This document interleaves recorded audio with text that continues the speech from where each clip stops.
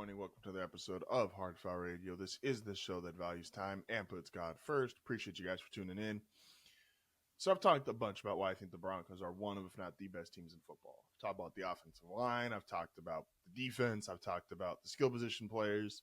I've talked about how they've played ugly and won the Tennessee game. I've talked about how you could argue they've gotten a very unfair whistle as far as the leverage game loss, as far as they just get called for a bunch of penalties that are like, questionable. The DP on Riley Moss, not only just this last game, but the Giants game, they've come back down from the fourth quarter. Yes, the offense has had its struggles, but they've continued to put up points, came back against the Giants, blew out the Cowboys.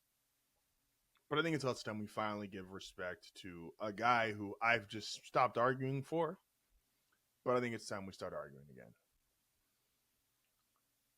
The people that don't like Bo Nix just decided they didn't like Bo Nix when he came out of college. And they don't care what evidence is presented to them as far as being a professional. He's just never going to be good to them. Bomani Jones, I talked about this a few weeks ago, when he started the season, was like, look, man, I watched enough Bo Nix in college. I just know he's not the guy.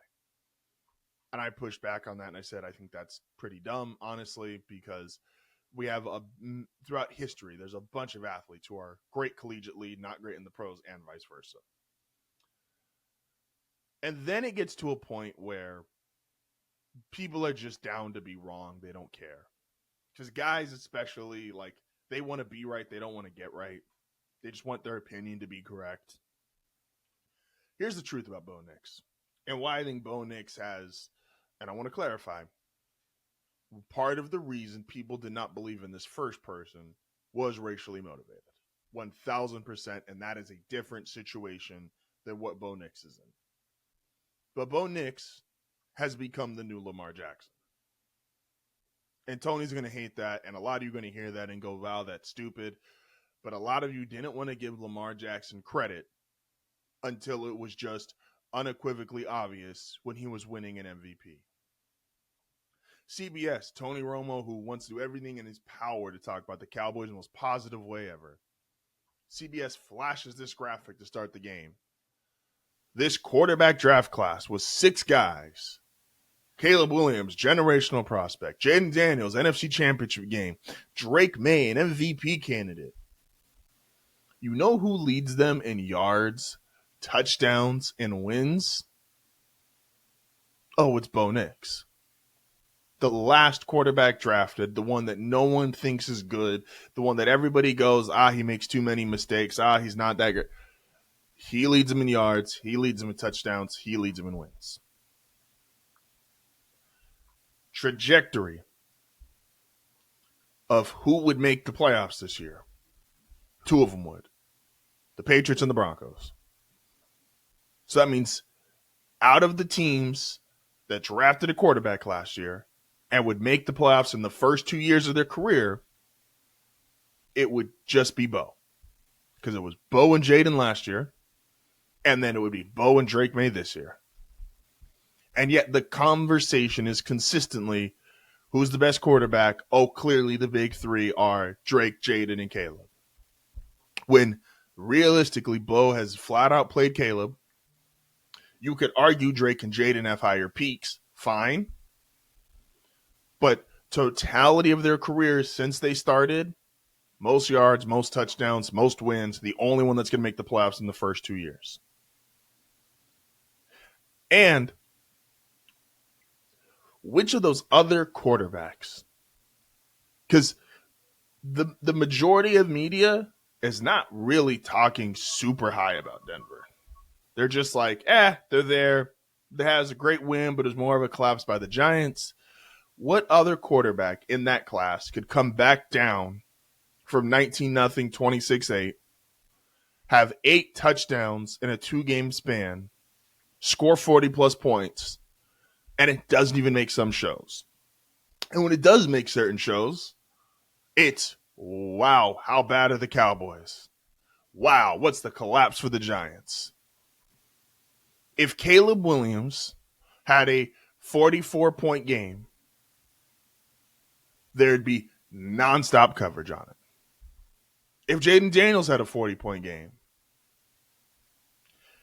if they had either of them had that comeback, that was part of what we started talking about Jaden Daniels. He was making these amazing comebacks. He had these last-second finishes, the Commanders in one-score games.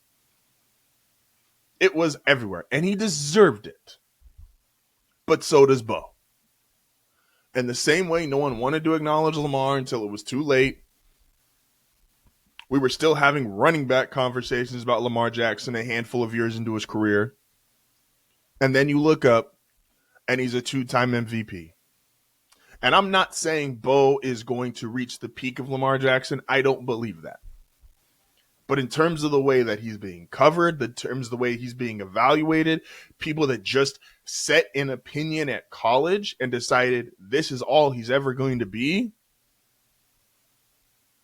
are we all just who we are at 21 years old? I hope not. I've grown up. I've matured. I've become a better version of myself.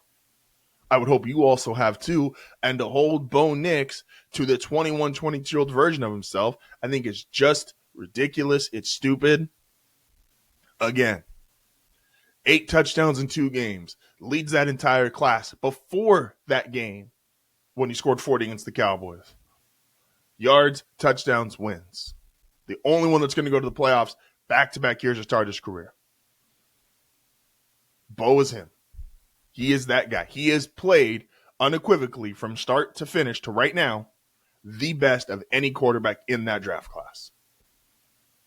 That's not your opinion. That's not your feelings. That's a fact.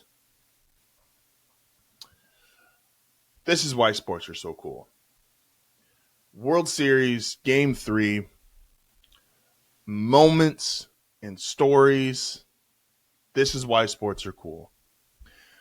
No one is going to ask you, or no one is going to know, what did Freddie Freeman's batting average in the World Series and the playoffs the last 2 years?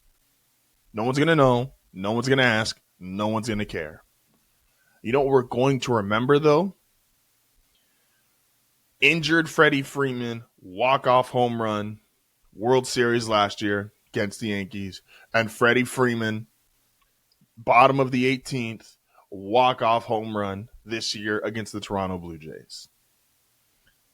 Nobody has, I know baseball is in an analytic swing and they love their numbers and they love their statistics, and Shohei's going to have all these great numbers, reached base 9 times, most ever by a player in the World Series, tied most ever in a playoffs, and Shohei's going to have all those numbers. He's the best player in the sport.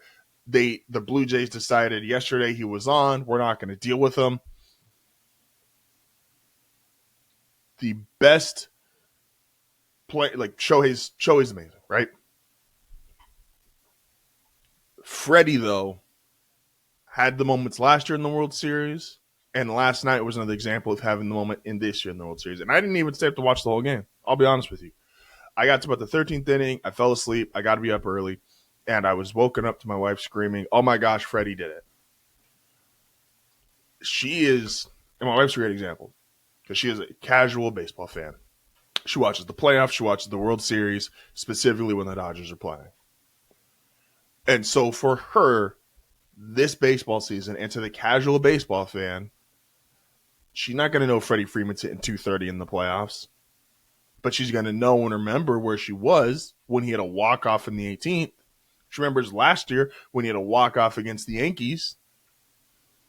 This is why sports are cool. It's not about your numbers. It's not about your statistics. We remember the iconic moments in any sport. This is the reality of it.